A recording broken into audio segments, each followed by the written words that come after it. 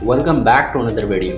नाज़रीन, आज की इस वीडियो में हम जानेंगे कि ऐसी लड़की के बारे में जिसका जुनून था केवर बनना और उसके इसी जुनून ने उसे मौत के दहाने पर खड़ा कर दिया।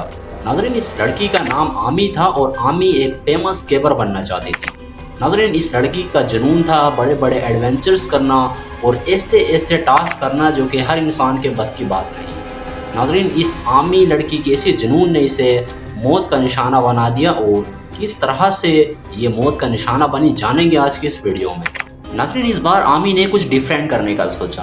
आमी ने सोचा कि वो कैबिंग करेंगी, वो भी समुंदर के कई फीट नीचे, यानी कि समुंदर के नीचे जो गार होते हैं उनके अंदर जाने का इन्होंने डिसीजन लिया। नाज़रीन, आमी के इस डिसीजन को लेने के बाद आमी ने अपने दोस्त अलेजेंड्रो को कॉल की, जो कि एक एक्सपर्ट डाइवर रह चुका था।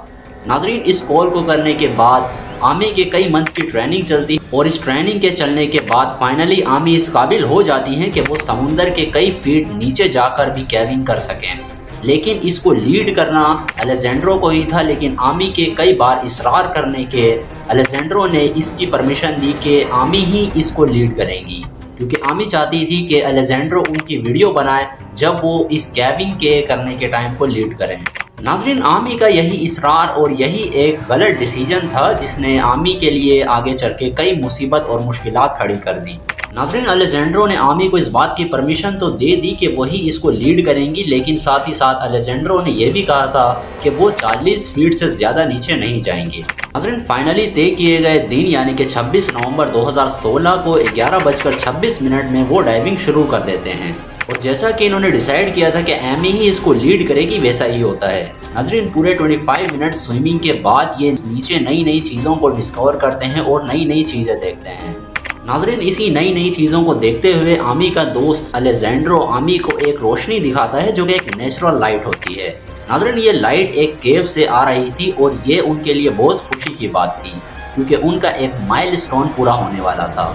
नाज़रीन, उस केव में जाने से पहले अलेजेंड्रो सबसे पहले तो एयर प्रेशर चेक करता है और उसके बाद वो डिस्टेंस चेक करता है। वो इस बात का बिल्कुल ख्याल करता है कि वो 40 फीट से नीचे नहीं जाएं।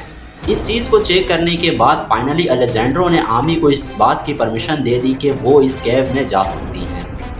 लेकिन एमी को क्या पता था कि केव में जाने वाले ये ग्रीन सिग्नल उसकी लाइफ में एक रेड सिग्नल जला देगा। नाज़रीन, इस केव में टोटल 2 रास्ते थे। एक वो रास्ता था जिसे टूरिस्ट इस्तेमाल करते थे, जबकि दूसरा वो रास्ता था जिससे सब अवॉइड करते थे उस रास्ते को डेंजर मानकर। लेकिन आमी बिना डरे ही उसी रास्ते जाना शुरू कर देती है जिस रास्ते से सब अवॉइड करते थे।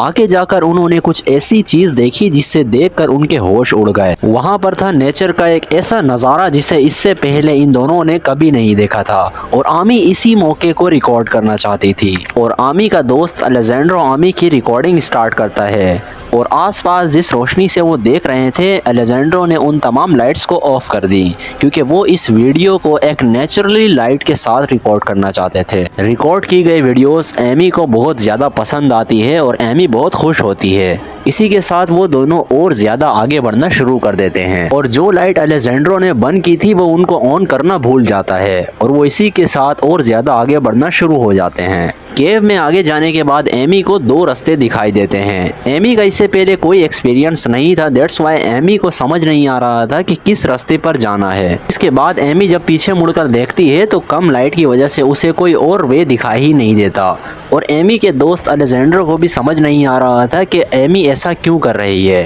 क्योंकि केव में हम बोल नहीं सकते। अगर अलेजेंड्रो को इसके बारे में पता होता तो वो आगे बढ़ता और एमी को रास्ता बताता, लेकिन एमी राइट जाने के बजाय लेफ्ट जाना शुरू कर देती है और जब वो आगे बढ़ने के बाद पीछे मुड़कर देखती है तो उसे पीछे भी कुछ दिखाई नहीं देता और इसी वक्त में ये स्टोरी एक डार्क मूड ले लेती है। इस केव में रोशनी बिल्कुल नहीं थी, इसी वजह से एमी को कुछ दिखाई नहीं दे रहा था, सिर्फ उसके सर के लाइट के सामने का ही कुछ एरिया एमी देख पा रही थी। तो इसी के साथ एमी को थोड़ा शक भी होता है, लेकिन फिर वो स्माइल करती है और उसे लगता है कि उसका फ्रेंड अलेजेंड्रो उसके साथ मजाक कर रहा है, लेकिन ऐसा कुछ भी नहीं होता। एमी अपनी लाइट को ऑन ऑफ करना शुरू कर देती है और अपने दोस्त अलेजेंड्रो को सिग्नल देती है कि वो उसकी हेल्प करे, लेकिन काफी देर आसपास स्विमिंग करने के बावजूद आमी को उसका दोस्त अलेजेंड्रो नहीं मिलता। अब आमी इस बात पर परेशान होना शुरू हो जाती है कि क्यों आमी ने इस बात का ख्याल नहीं किया कि अलेजेंड्रो उसके साथ है या नहीं। और दूसरी तरफ जब अलेजेंड्रो अपने कैमरा को बंद करने के बाद लाइट्स ऑन करता है तो वो भी परेशान होता है कि आमी उसके पास क्यों नहीं है। नाजरीन, अलेजेंड्रो भी ये सोचने लगता है कि अभी कुछ ही देर पहले वो दोनों साथ साथ थे, फिर ऐसा क्या हो गया कि आमी उससे दूर हो गई। एंड देन अलेजेंड्रो खुद को एक्टिवेट करता है और आमी को ढूंढने लग पड़ता है, क्योंकि अलेजेंड्रो के दिमाग में ये बात आ गई थी कि अगर आमी कहीं पैनिक कर गई या डर गई तो उसके लिए नई दिक्कत आ सकती है। अलेजेंड्रो पूरे 3 मिनट अपने आसपास स्विमिंग करता है और उसे ढूंढता है, लेकिन डार्कनेस इतनी ज्यादा होती है कि आमी अलेजेंड्रो को नहीं मिलती। तभी अलेजेंड्रो को इस बात का यकीन हो जाता है कि आमी उससे आगे थी तो वो बाहर निकल गई होगी, अलेजेंड्रो को ये दिखाने के लिए कि वो भी अकेले डाइविंग कर सकती है। और ऐसा सोचने के बाद अलेजेंड्रो मार्किंग्स हटाता है और आगे बढ़ना शुरू हो जाता है। फिर पता चलता है कि मार्किंग हटाना ही उसकी सबसे बड़ी गलती थी। और जब अलेजेंड्रो फिनिश पॉइंट पर पहुंचता है और देखता है कि आमी यहाँ पर नहीं है तो वो भी घबराना शुरू कर देता है। और दूसरी तरफ एमी इतनी डार्कनेस में फंस चुकी थी कि वो सिर्फ अपनी लाइट को ब्लिंक करके ही यही सोच रही थी कि अभी उसका दोस्त आ जाएगा और उसे बचा लेगा। एमी घबराती भी है लेकिन खुद को ये सोचकर तसल्ली देती है कि हो सकता है अलेजेंड्रो उसके साथ मजाक कर रहा हो। दूसरी तरफ अलेजेंड्रो एंड पॉइंट पर जाने के बाद एमी को वापस लाने की सोचता है और फिर अलेजेंड्रो को पता चलता है कि उसका ऑक्सीजन टैंक भी खत्म हो गया था। नाजरीन, इसी बात का सबसे ज्यादा डर था अलेजेंड्रो को, क्योंकि अगर एमी का भी ऑक्सीजन सिलेंडर खत्म हो जाता तो उसी वक्त एमी की मौत हो सकती थी। न्यू ऑक्सीजन सिलेंडर ढूंढने के लिए वो वहाँ से दूर जाता है और फिर 1-2 घंटे बाद वो वही केव पर दोबारा वापस आता है। इस वक्त भी अलेजेंड्रो कॉन्फिडेंट था और वक्त पूरे 2:15 मिनट हो चुके थे और अलेजेंड्रो के एक्सपीरियंस के हिसाब से इतने टाइम तक ऑक्सीजन टैंक खत्म हो जाता है। फिर भी अलेजेंड्रो कुछ नेगेटिव सोचे बिना ही आगे बढ़ता है और एमी को ढूंढने लग जाता है, क्योंकि अलेजेंड्रो को होप होती है कि उसकी दोस्त इतनी जल्दी हार नहीं मान सकती। पूरे 15 मिनट स्विमिंग करने के बाद अलेजेंड्रो को कुछ फ्लोट करता हुआ दिखाई देता है। जी हाँ, ये एमी की ही बॉडी है। इसके बारे में उसके दोस्त अलेजेंड्रो को पास जाकर पता चलता है। एक चीज देखकर तो अलेजेंड्रो पागल ही हो जाता है कि ऑक्सीजन वाली पाइप आमी के मुंह में नहीं थी बल्कि वो पानी में फ्लोट कर रही थी।